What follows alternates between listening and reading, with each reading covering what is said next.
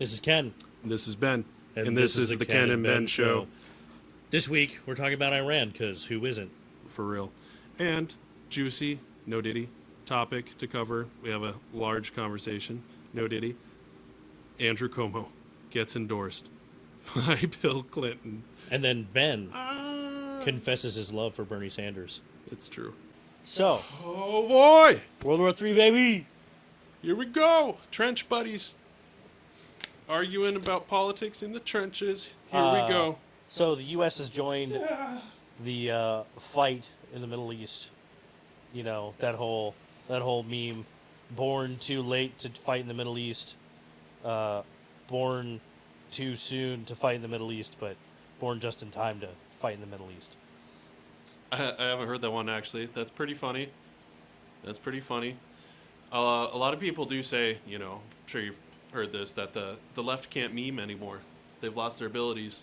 But assuming that you saw that as a meme in a leftist, outlet, probably on Twitter, if I were to make an assumption. First off, don't dead name it. It's X. And then secondly, no, I don't have an X account. Okay, I'm going to skip over how ironic that was. But thank you, Kenny. You've proven yourself in terms of my support. I would vote for this man no matter what he runs for 10 out of 10 times.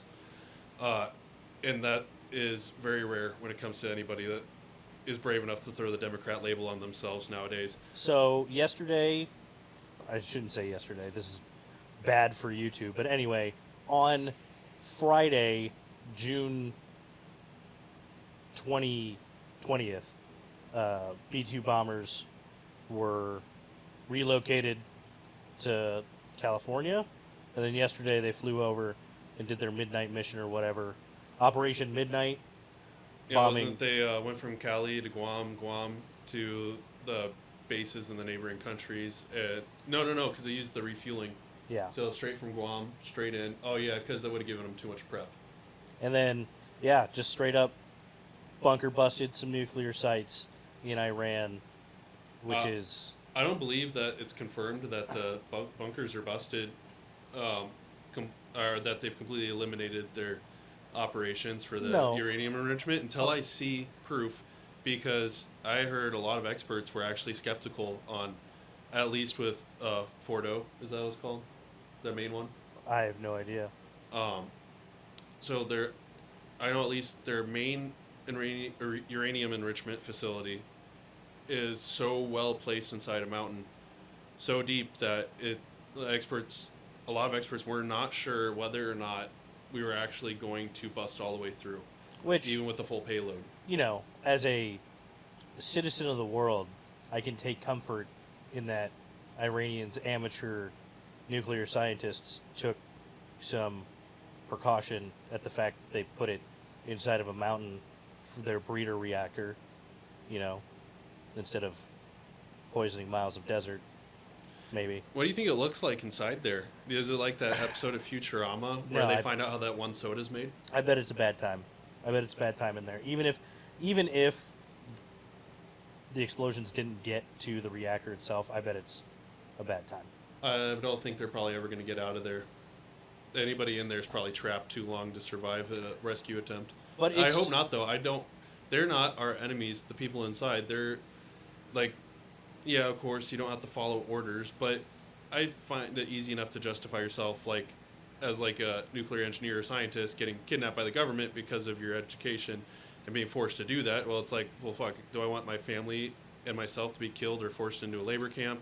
I don't know how much the kidnapping thing that you're talking about is true, just because, like, I didn't know them personally, but I was online acquaintances with an intern in their program. Terrorist? Why is everyone in the Middle East a terrorist to you? Well, I was asking you a question. That I was online friends with somebody who's... Yes or no, Kenny? Was in Iran. Yes or no, Kenny? An intern in their program. You're going to be a great congressman someday. But anyway, it's really sad, though, because, like, if you look at it from Iran's perspective, which I think a lot of people in the United States are having a hard time with, right? And like people just come to a snap decision about what a country should and shouldn't have access to, right? But like Iran is struggling with the fact that their government and their country has been wrought with war for a long time, lots of regime change, but like obviously their nuclear program has come a long way enough that they can start playing with the idea of having nuclear energy, which I personally believe is a huge stepping stone towards, you know, the future of humanity. And their culture and society is like very clearly, at least on paper, and even more so than that, not just on paper, like they've shown themselves to be capable and ready and responsible enough to have nuclear power plants, use it for power. They don't need to use oil just because they have so much of it. I've seen that argument a lot. Like, they don't even need any uranium because they have so much oil under their feet. But being energy diverse is important for any country, right? And also it saves, like, they can sell that and save themselves money too. It's smart. So, giving Iran the benefit of the doubt in like them deserving a nuclear program, right? If only that there was some U.S. foreign policy like initiative to help them in that journey, so that they did it the right way, you know. If only. Yeah, that's like. No, I'm talking about the deal that Obama made with them. Where he dropped off pallets of hard cash. Hard cold cash. No, cash hard cold. We in the gave middle them of the night. we gave them yellow cake, as well as money to start up their nuclear program. Oh yeah, but we also we've given everybody money. Well, we give everybody money, which we can talk about the efficacy of giving people money. We should start money. our own country. Think about how much money they're going to give us.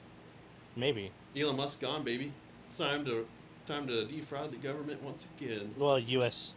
AID is still like toast. Yeah, so nice. That makes me happy. We gotta wait for something else to come along. But let me clarify to anybody that might be watching this. I'm not happy for anybody that was actually benefiting, especially in a necessary way, from anything coming from USAID.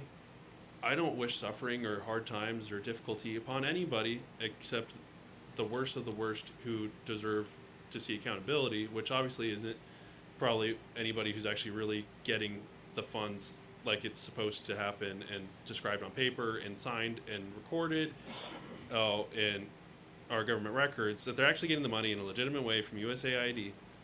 Or even if they're not. If they're getting money and their life depends on it, or their life is much less awful, bad, shitty, and just filled with anxiety and depression and just not knowing if they're going to live the next day, if anybody that loses that because of getting rid of that USAID, I feel terrible for them. Absolutely awful. I don't want that for anybody. But I don't want that to be the end-all be-all for why we can't get rid of it and stop getting robbed ourselves from our own government that's supposed to be trusted with our funds. I think we should, and I really hope that there's third-party organizations and nonprofits and charities and influential, wealthy people, everything possible, like throwing everything they got at this to help those people that are negatively impacted by this, that did need the help and deserve the help, especially. I really hope that those gaps are getting filled in. We should look into that more and see, if anybody is stepping up to the plate. That would add some comfort or give us something to talk about if they're not. But the thing is, we needed to stop that. It was not going to get stopped. The bureaucrats that benefited from this created... I have so many regrets bringing this up. Back to my point of, if only that there was some sort of pathway for Iran to have responsible nuclear technology, Trump fucked that whole thing up.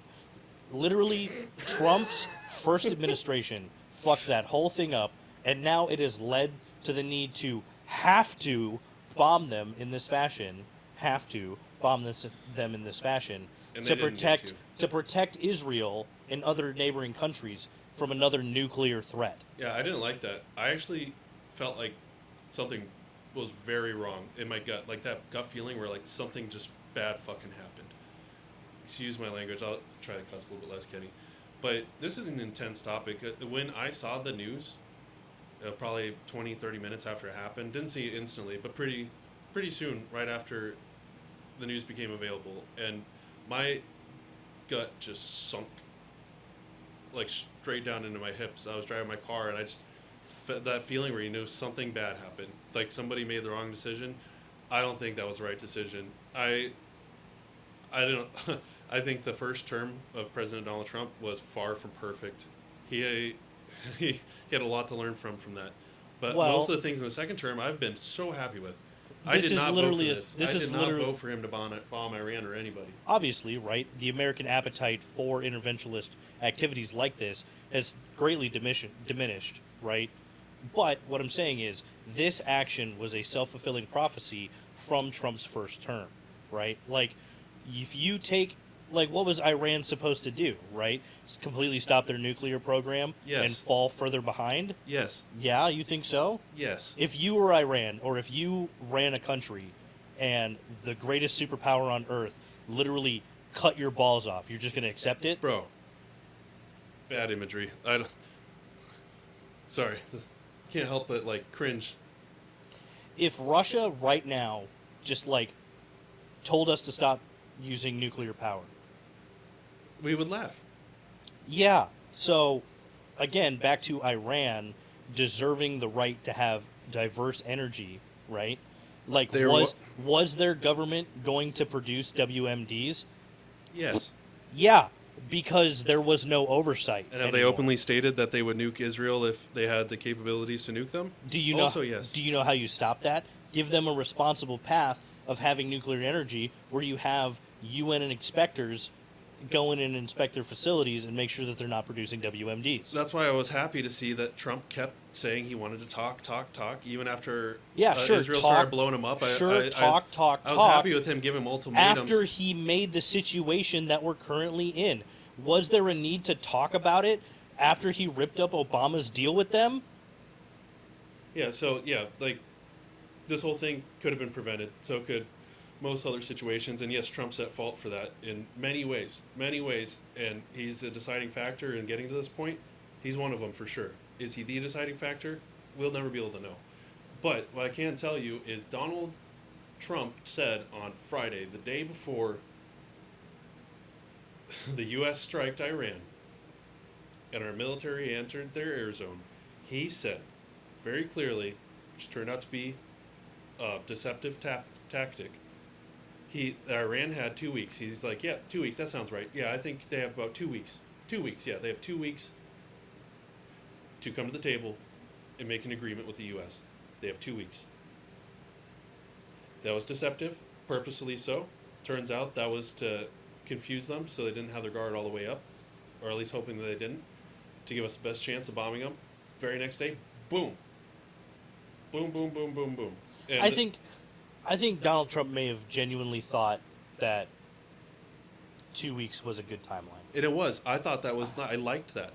I did not like. Which goes to show the divide within the administration over this specific topic, right? So because we're free thinkers in the Republican Party. Well, there's plenty of free thinkers, period, right? I'm going to point out that so much of the base, including MAGA voters, right, and folks in his administration like Tulsi Gabbard, right, are for less war, right? But there are other people in his administration and other people that voted for him that are pro-war, right? That the U.S. needs to be strong on the military front for a number of reasons, which I could somewhat agree with, right? Like, I don't agree with Pete Hegseth being the drunk toddler in charge of the Pentagon and the Joint Chiefs. But at the same time, right, I firmly believe with, walks off with the big stick. Obviously, bombing Iran is the big stick. But walking soft is not something I think that Donald Trump has the capability of doing. Yeah, and I think we're going to find a lot of common ground on this whole Iran thing because, like, I try so hard to not be a hypocrite because I hate it so much when other people are with me. And I know I'm not perfect. I'm never going to be perfect when it comes to that or anything else. Sometimes I'm still a hypocrite even when I try not to be. But on something as clear as this, like, I don't want anybody fighting anything, any war, any nation, and fighting it all and risking their health and their lives and their families and having to live without their dad supporting them and being there, like their brothers, their fathers, or the girls too, the moms, the sisters, aunts. I don't want anybody to have to put their livelihoods on the line unless absolutely effing necessary. Because I don't want anybody to expect that of me. And what this is doing is it's making that an unnecessary risk that we might be in a situation where we got to put some boots back on the ground over there. Which is so frustrating, right? Like, it seems like our generation has spent so much time in the desert, and it's one of those things, and it's part of the reason why I feel like the American public has such a low tolerance for the world police mentality, because of, Desert Storm and, Iraq, Afghanistan, and all of those wars. Obviously Vietnam played a factor in it, right? It definitely brought in the peace, the flower power type mentality. And the needing congressional approval. Well, and obviously, I want to get into that here shortly about Nixon. Well, not just that, but Trump using war powers to do this strike. Which was constitutional. I see it all over the internet right now, people saying, what he did was unconstitutional. I think it is unconstitutional because he took action against a foreign country. Unlike before, with Obama and Biden in Trump's first term, so where you hold on, where you are doing strikes against disparate groups, right? Because the war on terrorism is still on the books. You can conduct strike against terrorist groups, but this is an actual foreign country. This isn't some dudes in a cave. This is a country with a government, right? Although I agree with that being like a great way to explain how they're different. What the thing that does not make that credible to me is, did Obama get permission from the governments that he bombed that technically owned that country or were responsible for that country, that governed that country? Did he get permission from the correct authority of that part of the world before he did every strike? Did Biden? Did Bush? Yeah, that's part of the war on terror.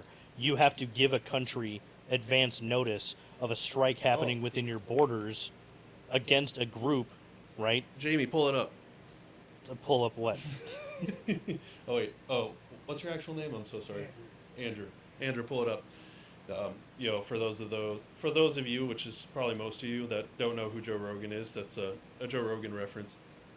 So I know he's kind of still on the come up, but... So, yeah, explain. Andrew is our Jamie. Thank you, Andrew. Explain it. What are we looking up? So what I would love for Andrew to pull up here is, did Obama get permission from every government that he ordered airstrikes in before those airstrikes? I don't think that's a reasonable ask, to be honest. Well, you claimed that when I said that, I was incorrect. Do you think that Donald Trump wouldn't have brought it up had that not been the case? So you're saying that I am correct by calling that out? Do you think that Donald Trump wouldn't have fucking talked about it when running for the presidency in his first term? You're going to be really good during your campaign talking to the crowd, because I'm in awe almost, because like if anyone else was doing it to me, I'd be like, hey, like you're dodging answering this. I'm not but you're doing it very well. You're not dodging it, but you are. I'm not dodging it. All I'm saying is the person that would have cared most if it had actually happened would have said something about it, don't you think? Also, I'm gonna give credence. I'm gonna give credence even more. Do you think anybody in the Joint Chiefs would have followed the orders to do so if they didn't do it the right way? Do you think anybody in the U.S. military would want to be brought up to The Hague if they didn't follow the rules of engagement? No, but that's, again, on paper. We don't know what it looks like in those situations with those people in those rooms where the decisions are made. Like, we don't know what's being said or, like, what's being, like, implied. You know, like when Dennis from It's Always Sunny in Philadelphia takes girls out in the boat in the middle of the night. It's the implications. We don't know what kind of implications certain people are under and what risks they're weighing. That's one of the risks that we know about and you see on paper. But like, there's a lot of things that could go on in those situation rooms and those meetings, where like that's less risky thinking about that than any alternatives that are presented to them or implied or implicated. And so we don't know what's going on. Like, I could see a lot of situations in which somebody sees that as the least bad option if something does go down the shitter. So, my point being with Trump possibly abusing war powers, right? Because again, well, he is. I won't deny that. This is against a country and not a terrorist organization, right? So, the war on terror is still on the books. So you can, with impunity, drone strike or bomb terrorist organizations, which is the entire country of Iran. I will admit that Iran props up terrorist organizations, and they are a state sponsor of terrorism. Ain't nothing wrong with propping yourself up. But they're still a state, right? Which is different. Terrorism. I'm just playing with you. No, I think I might agree with you more on this than I don't. But I'm just pointing out that like, there's been precedent set in some regard for what Trump did. Although this takes the cake for like the most exaggerated form of it. But I don't think he technically did anything that could get him impeached. Well, like, legitimately, like truly, like, impeached on, like, an acceptable level. You can get impeached no matter what if you have enough people against you, for whatever reason. It doesn't matter if you did anything right or wrong, but I think, like, in terms of, like, should he actually, like, truly be impeached, like, objectively? I think he should be impeached for a number of reasons, but this is just, another one. Oh, you mean like Taco Bowl? Why can't you guys let that go? I think he should also be impeached by. Yeah, it looks like Andrew, or Jamie here, has had a little bit of trouble trying to look up what I was asking, but I also said it in a way that's kind of not the best for, like, a search term. It's definitely something that you would know about. Like, I'm just saying. Well, bro, like, you're acting like you're unfamiliar with the U.S. government. What do you mean? They do shit all the time they're not supposed to. The U.S. government isn't a monolith. There's tons of people in the U.S. government that didn't agree with what Obama was doing and would not follow an unlawful order if Obama had asked them. And there's a lot of them that would. And there's tons of people. Why he would ask the there's people that tons he knew of would. People in the United States government that don't believe in what Donald Trump is doing and would not follow an unlawful order if Donald Trump asked them to do it. And the same thing. That's why Trump figures, and especially after his first term, is really good at it now, figuring out who to ask to know it'll get done. Even if it's unlawful. All presidents do it. Yeah, all presidents like do it. Like ICE, right now. Well, jailing people without due process. Man, I joined that protest with you. I was there to show support. You can catch that in our last episode. For me. Link in the description. So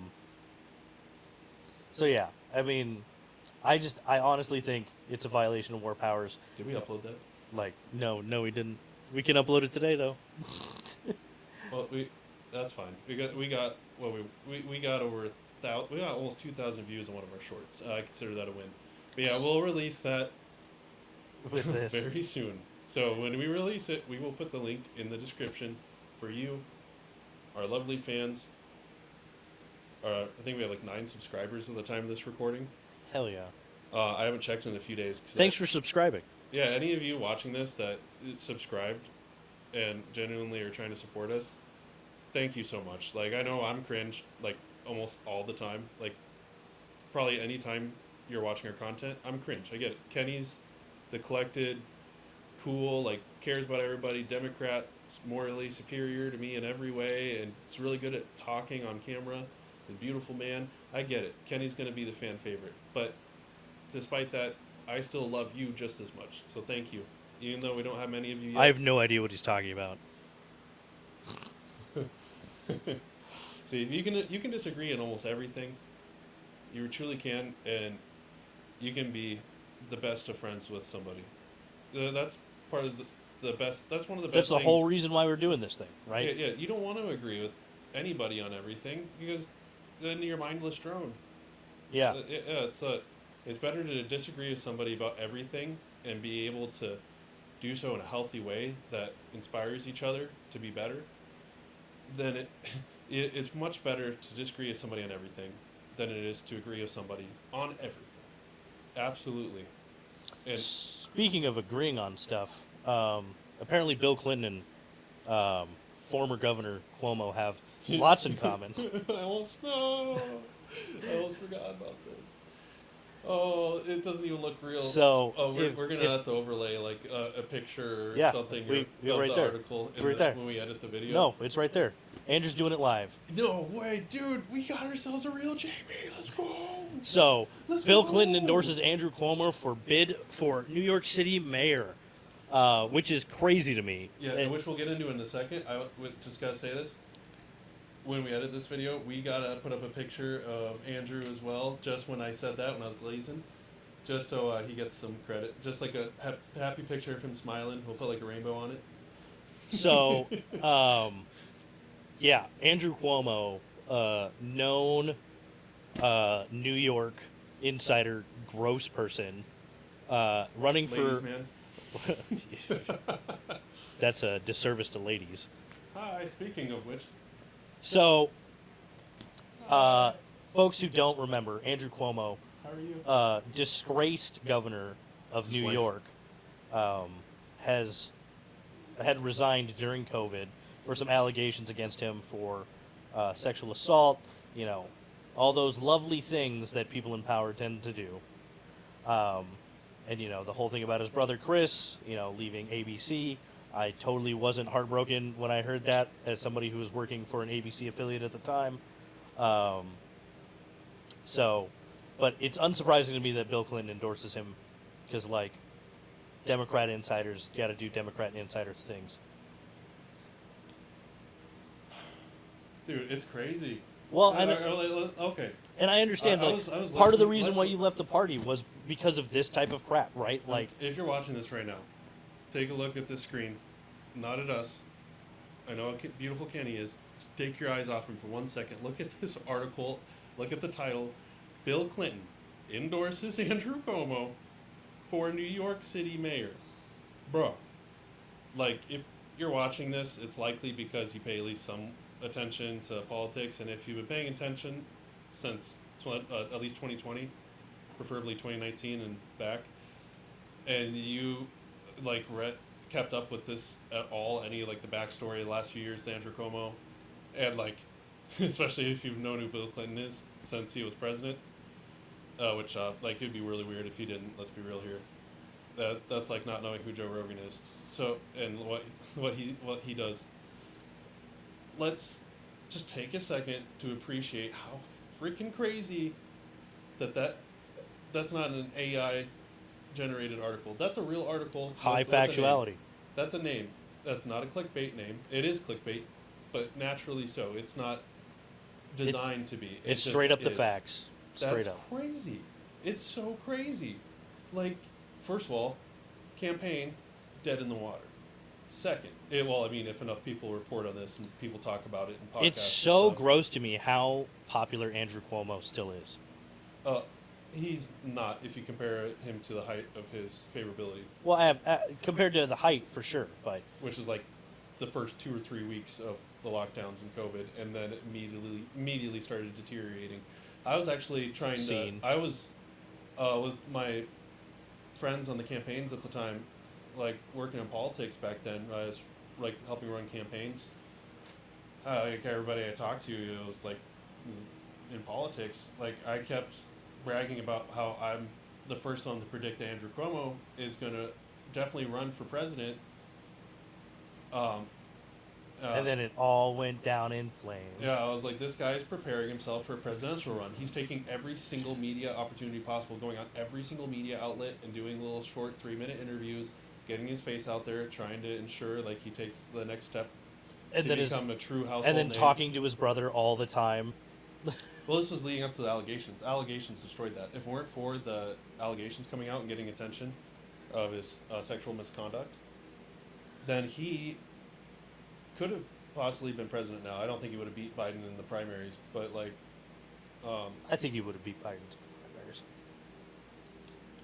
Oh, wait, no, because I'm thinking, no, I had it mixed up for a second. No, because he was posturing himself after it was clear Biden was the nominee. So he was posturing himself. He was trying to clearly make himself a household name, taking every media opportunity possible, because like everybody's wondering, like, okay, biggest city, one in the country, one of the biggest in the world, New York City, the population, metropolitan area, 11 million or so, right? I have no idea. I know it's huge. Yeah. So media market number one. I'm pretty sure it's like New York City's like same size as Mumbai, which if you go through geography, that's crazy. It just it's for the most part gets a lot of bad attention lately. For the most part, it's a well managed city, just not if you have a nose, and it's crazy. A city that size, of course, everybody wants to know what the mayor or the current governor of the state house is the biggest city in the country, the financial hub of the world. Like they want to ask the guy, the governor of that state, like, what? Okay, how are you handling COVID? What do you think about this? Oh, what do you think about the new strain? What do you think? Blah blah blah blah blah blah blah blah blah. They wanted to ask him everything, and he ate that up and knew, like, okay, this is my chance to posture for running for president in the next available time. Like, this puts me as like a name. Like, you go into anybody's house in the country, 8 or 9 out of 10 times, you say my name, they're gonna know who I am. That's the situation you want to be in when you run for president to have like a legitimate shot. That's the posturing he was doing. It was clear. And then he, couldn't not be a complete weirdo and creep, and people found out, and then it made it even worse and got more attention on it because of his brother trying to help him cover it up. You know, if you're not familiar, Chris Cuomo, his brother, very close, who used to be he was the main anchor at ABC World Tonight. CNN. No, ABC. He was CNN. No, it was ABC. Oh, this is amazing, Andrew. Thank you. This is our first real episode of recording where like we have our own Jamie. Again, his name's Andrew. Great guy, helping us out. If you don't want to like or subscribe for us, please do it for him. I'll put that rainbow picture of him up again at this part. Do it for Andrew. Chris Cuomo currently works for News Nation, which is a subsidiary of Nexstar. Oh my goodness. Oh, and it's on the screen. Let's go. You see that CNN logo behind him? Oh, no. Oh, and it says anal. CNN anal. It says it twice. It says it twice. How do you have that happen twice in the same picture? Oh, no. Okay. So can you scroll a little bit so they can see double anal? So if you look up there, Andrew, so where it says anal again, it's being cut off by where we're at. A little bit more, or can you not scroll up anymore? No, that's it. Oh, can you grab the little pop-up window so you pull it down? No. Oh, okay. You're just gonna have to trust us. I know it's hard to do when I'm the one saying it. There. Oh my goodness! Can you believe it? A Republican just told you the truth. Crazy work. Double anal for Chris Cuomo. Let's go. Got off topic there. So Kenny, I've admitted that I thought you were correct. I think at least twice now in this episode. Yeah. Do you mind doing that for me just this one time? That you I'll were take correct. My sock off again. That he worked at CNN. Yeah. No, he worked for ABC. Assball Connection. American Broadcast. Oh, that one. Okay. Sorry. We're gonna try to be a family-friendly show. Kenny's doing a great job at it. I am not. I'm like I said, and the reason why I know he worked for an ABC is because I worked for an ABC affiliate at the time. So stop flexing so hard, bro. Straight up. Former journalist. Trying to deny my compliments earlier. Madman. Oh, yeah, that's right. He's a Democrat. It's almost like they're the ones that lie. And it's this stuff like that make being a Democrat so freaking hard. Like, how do you have the brand of like being the defender of women's rights and their ability to like have bodily autonomy when you let people like Andrew Cuomo get endorsed by a former president? Like, what? By a therapist? This is so frustrating. By a therapist? Yeah. Like, it's frustrating. You know what that stands for? It's funny because I was going to send it, but I wanted to show it to you in person. Ad on Facebook literally yesterday that I literally would not have remembered if it weren't. Oh, there's a good picture of them together. As long as we can get the AIDS off the screen first. Oh. New York Post AIDS.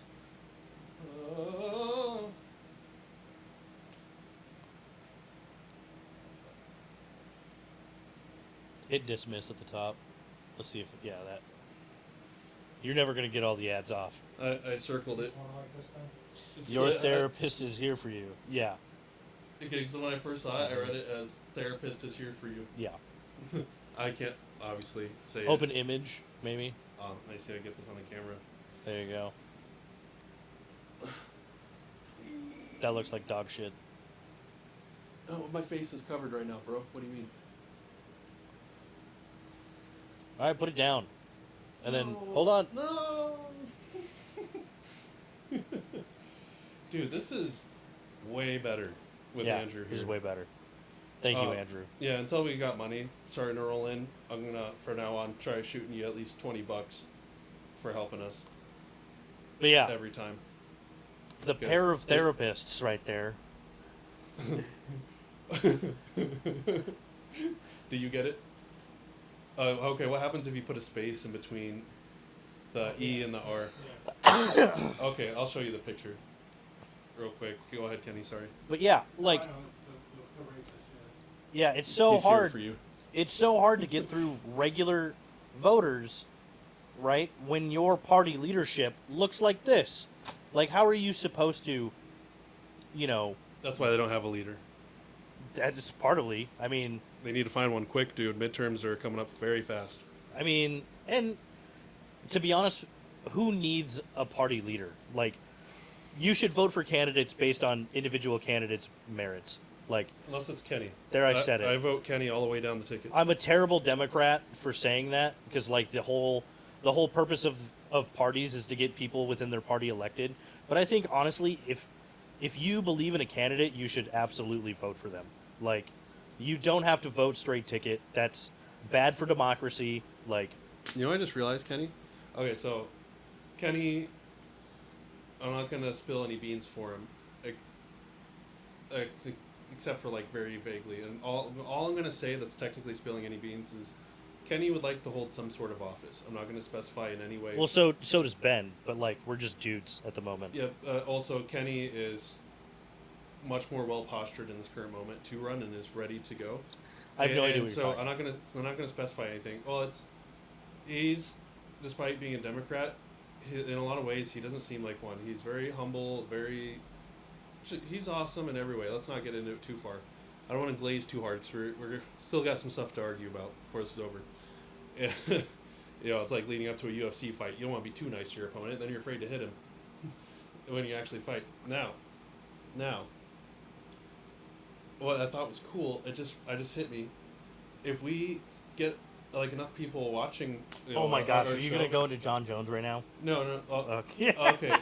Thanks for helping me realize I could segue. Yeah, before we started, I was like, dude, we gotta find like a way to fit in talking about John Jones, even if only long enough to make a short out of it, because I dragged Kenny, and now Andrew, to the fights. To the fight. Where I'm subjected to Donald Trump being in the front row every single time. Oh, it's amazing. I loved it already. I was one of the people. So I drag him to Buffalo Wild Wings once a month for every main UFC event. Meet up sponsors, please. That would be nuts, dude. That would be nuts. UFC sponsor, too.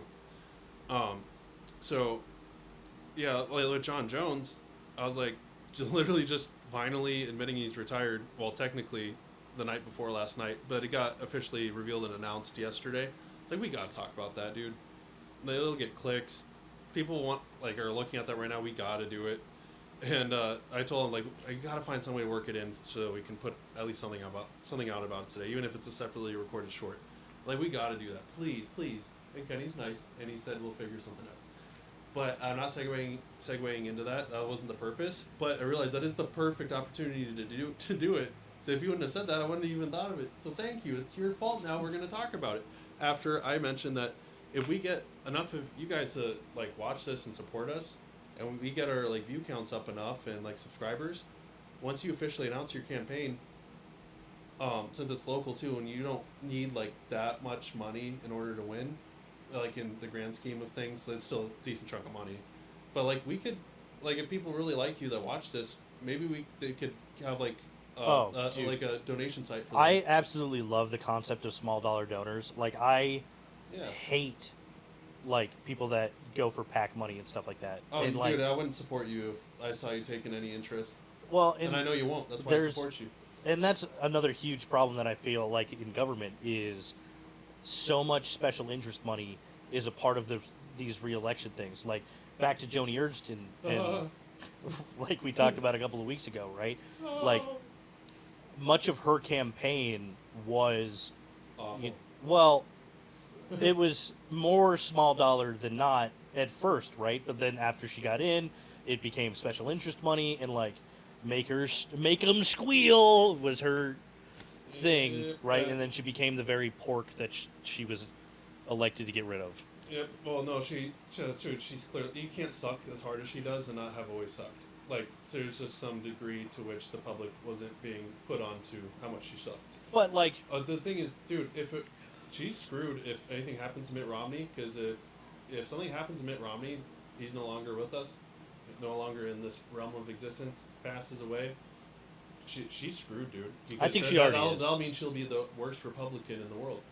I don't think second only to Mitt Romney. I don't think Mitt Romney is even that bad. He's just a very plain milquetoast kind of guy. Which is exactly proof. That's perfect proof of your being a terrible Republican. Your politicians shouldn't be rock stars. Your politicians shouldn't be rock stars. If a Democrat is defending a Republican, you know that something's wrong. I'm not defending him. I'm just saying that he's not an asshole. Like, what do you want me to say? That's literally defending him. That's not defending him. Jamie, pull it up. What's the definition of defending? But what I'm saying is like politicians shouldn't be rock stars. He's doing it. Oh! Wait, can you put it up on the screen too? If you're a politician, you should be a public servant, right? Like, your controversy should be that you slept with the Joint Chiefs. Okay. Wait. Who's the Joint Chiefs at the time? The Joint Chiefs that Joni Ernst slept with? The ones that are in right now. Joni, okay. Yeah. I was off for a second. I'm not still so beautiful to me. I'm not talking about Joni. I'm not talking about Mitt Romney sleeping with the Joint Chiefs. Dude, this literally fixes like the biggest hurdle we had. The biggest hurdle we had to overcome was shooting this in terms of like making it less difficult and raise the quality of like our conversations. Sure, I just got the Bluetooth mouse and keyboard. Dude, like literally, like this stops all our dead space. Like having him right there, like this is perfect. This is great. Yeah, we love you. Yeah, so I ain't even got it on me right now, but yeah, I'll try to make sure I got at least $20 for you every time you show up, man. We really appreciate this. Oh, let us know too in the comments if you're one of like the 10 people that watched our other episodes that are also watching this one. If you think that having Andrew here really made it easier to watch our content. But back to the small dollar donor thing. So like Bernie Sanders, AOC, Marjorie Taylor Greene, like even Trump to an extent, right? Besides the Trump coin thing, a lot of it was small dollar donors, except for like the fucking tech bros for Trump. But like, there's huge grassroots small dollar donor campaigns out there for these people, and I think it keeps you beholden to your voter base rather than special interests. Yeah, and I know this is what I love about you. I don't even need to ask you. I've never asked you because I don't need to, because I know what the answer is, and I love it. I know for a fact that if you got into a position of authority, you would stand your ground and hold true to doing everything possible to ban all and any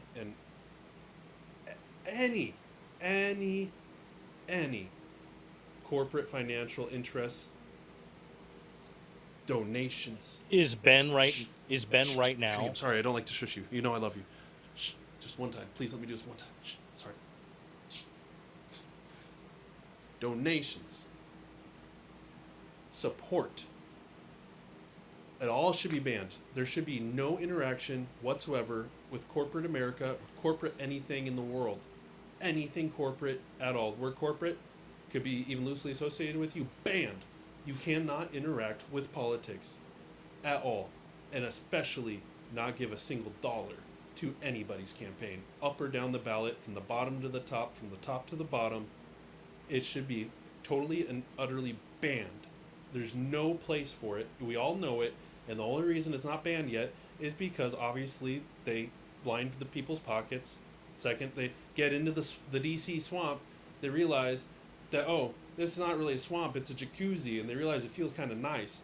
and they let their pockets get lined, and because the corpos are Arasaka scum, and they do everything they can to make it so that it stays the way that it is. And the way you make it stay that way is you make it real nice and juicy and comfortable for all the people that have the authority to put in a ban like that. Ben is against Citizens United. Yeah, anything that allows corporate interests to get involved in politics in any way, shape, or form, I'm against 100%. Which is so crazy to me to hear a Republican say that they're against Citizen United. There's no place for any kind of corporate essence. You sound like a Bernie bro. He's the reason I originally got involved in politics. And cool fact, Jamie, pull it up. I actually DJ'd, disc jockey, wicca, you know what I mean. I literally performed as a DJ, not hidden in the back, behind the stage, literally put in front of the stage, right next to Bernie, literally in view of the cameras and the audience, literally less than 10 feet from Bernie. I DJ'd his I think you want to look 2018 rally in suit. We're at the bleep out even that. Just look up Woke Wayne. We can actually pull it up because it's going to reveal where we are. Woke Wayne. Well, I thought we weren't giving where we're at. Ah, man. So it's going to be in the Get Out the Vote tour of 2018, where he came out to support down the ballot candidates in the 2018 midterm elections when he did a rally for J.D. Scholten at Morningside College's venue, their auditorium. You might have to go look this up right here. So I actually got to DJ that for him, and they invited me backstage to hang out with Bernie because they wanted to take pictures with me for PR releases, photos for their socials and stuff of me hanging out with Bernie. Why don't you send it to my phone, which will hook it up to the computer? I'll just hold up my phone to the camera. Okay. As that way don't leak any information on us either.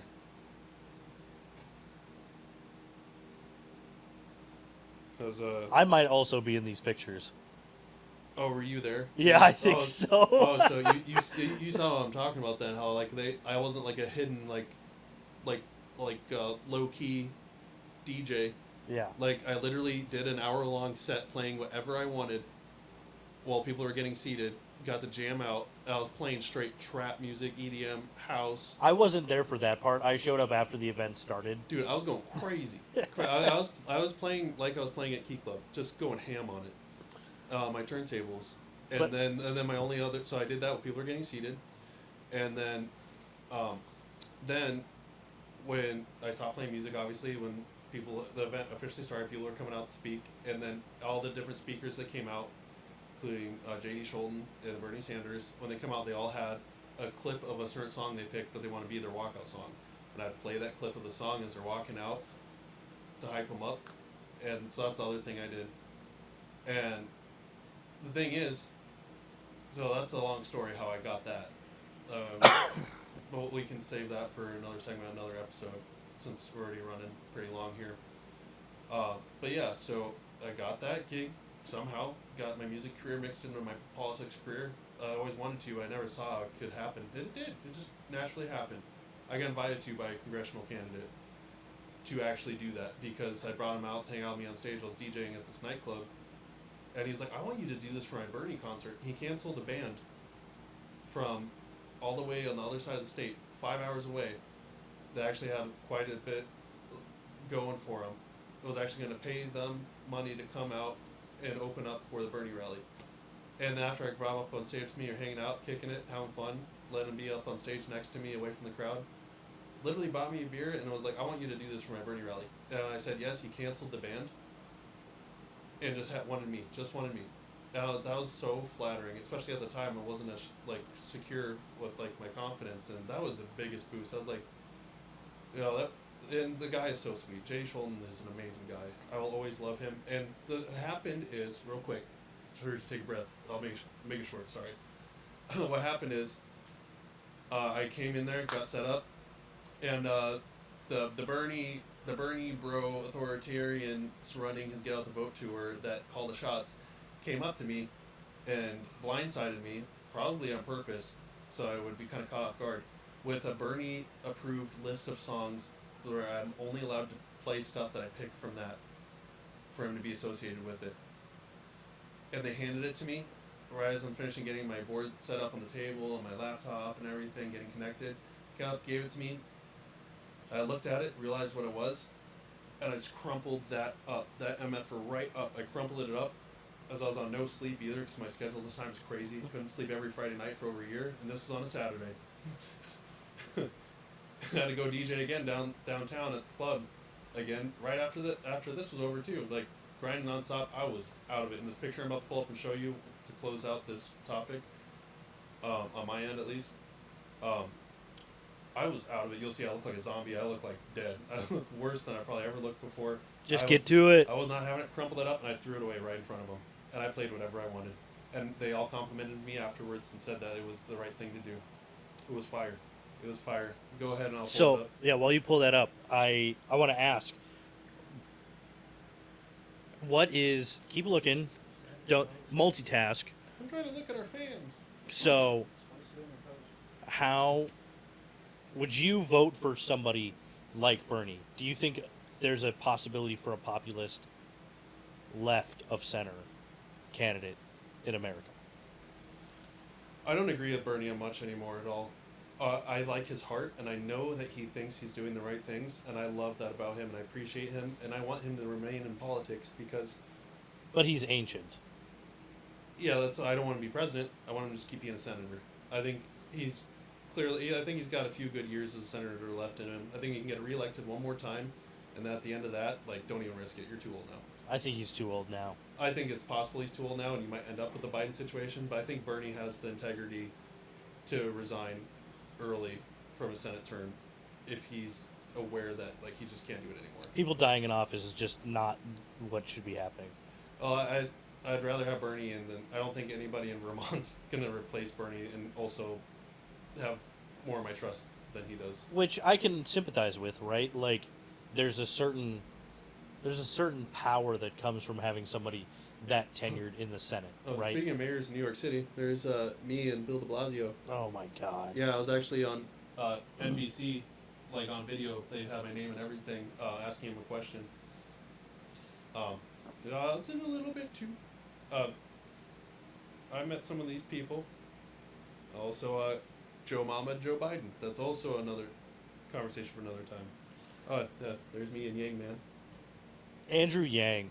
That guy was one of the most interesting interviews I've ever had. I actually had a beer with him. If you zoom in, you can see the top of my bottle. The person taking it tried to make sure to crop it out. Yeah. Yeah, Andrew Yang was one of those guys that just he got so frustrated on the campaign trail that and I'm not saying that being on the campaign isn't stressful or whatnot, but bro was just straight up a dick to us local reporters. That's all I got to say about it. He was just not kind, short in his temperament, and frustrating. And maybe UBI is something that would save us from the AI taking our jobs. They took our jobs, but hey, dude, that is a historical line, and it's not even an insult, because they did drink. Well, and our jobs right now could be taken over by an AI, maybe. That's why we would really appreciate it if you're seeing this right now, we get any views on this at all, please like and subscribe in case AI takes our jobs, because it's probably the only thing that'll be safe, and we have to get the following before AI podcasters take over. So we have a very short window of time. Please, even if you don't like anything we said and we're super annoying, if anything, just as a fellow human being, just a comment telling us how much you think we're cringe, or you disagree with us, or topics, right? We can talk about anything you want. Yeah, well, I wouldn't say anything. If you leave a comment and you disagree, or you want to have a discussion with us, or a debate, or just want to argue straight up, get your elbows, and just whole entire arms dirty, rolling on the ground, nasty argument with us in the comments, whatever you want. We want to. We're the type of people, we both want to be good about fan stories. We will reply to you. No reason not to. It's not like we have many comments. We're a small channel still. Yes, that's the best way to support us. Just drive engagement, comment.